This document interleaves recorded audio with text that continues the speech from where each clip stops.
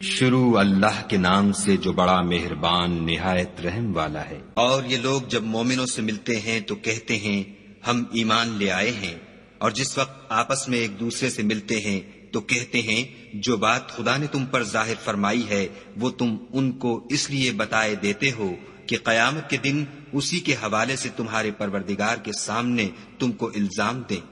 کیا تم سمجھتے نہیں؟ کیا یہ لوگ یہ نہیں جانتے کہ جو کچھ یہ چھپاتے اور جو کچھ ظاہر کرتے ہیں خدا کو سب معلوم ہے؟ اور بعض ان میں ان پڑھ ہیں کہ اپنے خیالات باطل کے سوا خدا کی کتاب سے واقف ہی نہیں، اور وہ صرف ظن سے کام لیتے ہیں۔ تو ان لوگوں پر افسوس ہے جو اپنے ہاتھ سے تو کتاب لکھتے ہیں اور کہتے یہ ہیں کہ یہ خدا کے پاس سے آئی ہے، تاکہ اس کے عوض تھوڑی سی قیمت یعنی دنیاوی منفیت حاصل کریں۔ ان پر افسوس ہے اس لیے کہ بے اصل باتیں اپنے ہاتھ سے لکھتے ہیں، اور پھر ان پر افسوس ہے اس لیے کہ ایسے کام کرتے ہیں، اور کہتے ہیں کہ دوزخ کی آگ ہمیں چند روز کے سوا چھو ہی نہیں سکے گی۔ ان سے پوچھو کیا تم نے خدا سے اقرار لے رکھا ہے کہ خدا اپنے اقرار کے خلاف نہیں کرے گا؟ نہیں، بلکہ تم خدا کے بارے میں ایسی باتیں کہتے ہو جن کا تمہیں مطلق علم نہیں۔ ہاں، جو برے کام کرے اور اس کے گناہ ہر طرف سے اس کو گھیر لیں تو ایسے لوگ دوزخ میں جانے والے ہیں،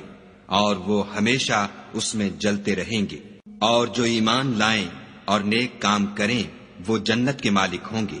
اور ہمیشہ اس میں عیش کرتے رہیں گے۔ اور جب ہم نے بنی اسرائیل سے عہد لیا کہ خدا کے سوا کسی کی عبادت نہ کرنا،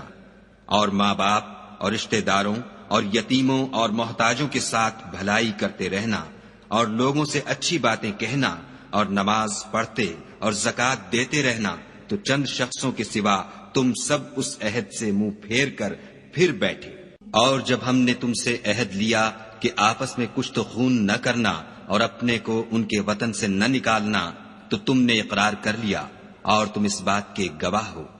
پھر تم وہی ہو کہ اپنوں کو قتل بھی کر دیتے ہو، اور اپنوں میں سے بعض لوگوں پر گناہ اور ظلم سے چڑھائی کر کے انہیں وطن سے نکال بھی دیتے ہو، اور اگر وہ تمہارے پاس قید ہو کر آئیں تو بدلہ دے کر ان کو چھڑا بھی لیتے ہو، حالانکہ ان کا نکال دینا ہی تم کو حرام تھا۔ یہ کیا بات ہے کہ تم کتاب خدا کے بعض احکام کو تو مانتے ہو اور بعض سے انکار کیے دیتے ہو؟ تو جو تم میں سے ایسی حرکت کریں ان کی سزا اس کے سوا اور کیا ہو سکتی ہے کہ دنیا کی زندگی میں تو رسوائی ہو اور قیامت کے دن سخت سے سخت عذاب میں ڈال دیے جائیں۔ اور جو کام تم کرتے ہو خدا ان سے غافل نہیں۔ یہ وہ لوگ ہیں جنہوں نے آخرت کے بدلے دنیا کی زندگی خریدی، سو نہ تو ان سے عذاب ہی ہلکا کیا جائے گا اور نہ ان کو اور طرح کی مدد ملے گی۔ اور ہم نے موسیٰ کو کتاب عنایت کی اور ان کے پیچھے یکے بعد دیگرے پیغمبر بھیجتے رہے، اور عیسیٰ ابن مریم کو کھلے نشانات بخشے، اور روح القدس یعنی جبرائیل سے ان کو مدد دی۔ تو جب کوئی پیغمبر تمہارے پاس ایسی باتیں لے کر آئے جن کو تمہارا جی نہیں چاہتا تھا تو تم سرکش ہو جاتے رہے، اور ایک گروہ انبیاء کو تو جھٹلاتے رہے اور ایک گروہ کو قتل کرتے رہے، اور کہتے ہیں ہمارے دل پردے میں ہیں۔ نہیں، بلکہ خدا نے ان کے کفر کے سبب ان پر لعنت کر رکھی ہے، پس یہ تھوڑے ہی پر ایمان لاتے ہیں۔ اور جب خدا کے ہاں سے ان کے پاس کتاب آئی جو ان کی آسمانی کتاب کی بھی تصدیق کرتی ہے، اور وہ پہلے ہمیشہ کافروں پر فتح مانگا کرتے تھے، تو جس چیز کو وہ خوب پہچانتے تھے جب ان کے پاس آ پہنچی تو اس سے کافر ہو گئے، پس کافروں پر خدا کی لعنت۔ جس چیز کے بدلے انہوں نے اپنے تئیں بیچ ڈالا وہ بہت بری ہے، یعنی اس جلن سے کہ خدا اپنے بندوں میں سے جس پر چاہتا ہے اپنی مہربانی سے نازل فرماتا ہے۔ خدا کی نازل کی ہوئی کتاب سے کفر کرنے لگے تو وہ اس کے غضب بالائے غضب میں مبتلا ہو گئے، اور کافروں کے لیے ذلیل کرنے والا عذاب ہے۔ اور جب ان سے کہا جاتا ہے کہ جو کتاب خدا نے اب نازل فرمائی ہے اس کو مانو، تو کہتے ہیں کہ جو کتاب ہم پر پہلے نازل ہو چکی ہے ہم تو اسی کو مانتے ہیں، یعنی یہ اس کے سوا اور کتاب کو نہیں مانتے، حالانکہ وہ سراسر سچی ہے، اور جو ان کی آسمانی کتاب ہے اس کی بھی تصدیق کرتی ہے۔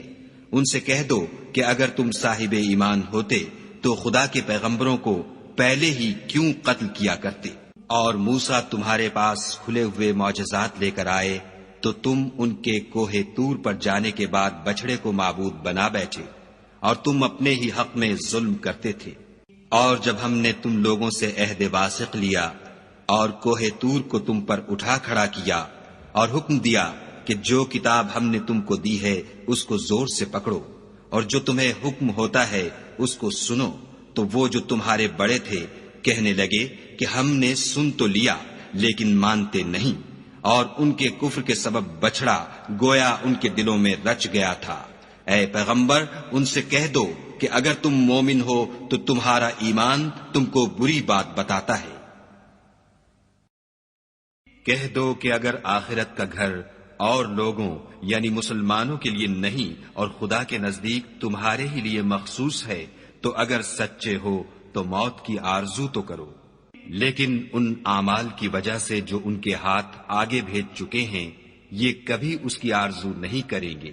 اور خدا ظالموں سے خوب واقف ہے۔ بلکہ ان کو تم اور لوگوں سے زندگی کے کہیں حریص دیکھو گے،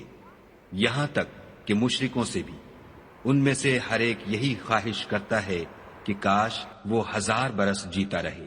مگر اتنی لمبی عمر اس کو مل بھی جائے تو اسے عذاب سے تو نہیں چھڑا سکتی، اور جو کام یہ کرتے ہیں خدا ان کو دیکھ رہا ہے۔ کہہ دو کہ جو شخص جبرائیل کا دشمن ہو اس کو غصے میں مر جانا چاہیے، اس نے تو یہ کتاب خدا کے حکم سے تمہارے دل پر نازل کی ہے جو پہلی کتابوں کی تصدیق کرتی ہے،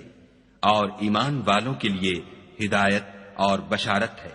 جو شخص خدا کا اور اس کے فرشتوں کا اور اس کے پیغمبروں کا اور جبرائیل اور میکائیل کا دشمن ہو تو ایسے کافروں کا خدا دشمن ہے۔ اور ہم نے تمہارے پاس سلجھی ہوئی آیتیں ارسال فرمائی ہیں، اور ان سے انکار وہی کرتے ہیں جو بد کردار ہیں۔ ان لوگوں نے جب جب خدا سے عہد واثق کیا تو ان میں سے ایک فریق نے اس کو کسی چیز کی طرح پھینک دیا۔ حقیقت یہ ہے کہ ان میں اکثر بے ایمان ہیں۔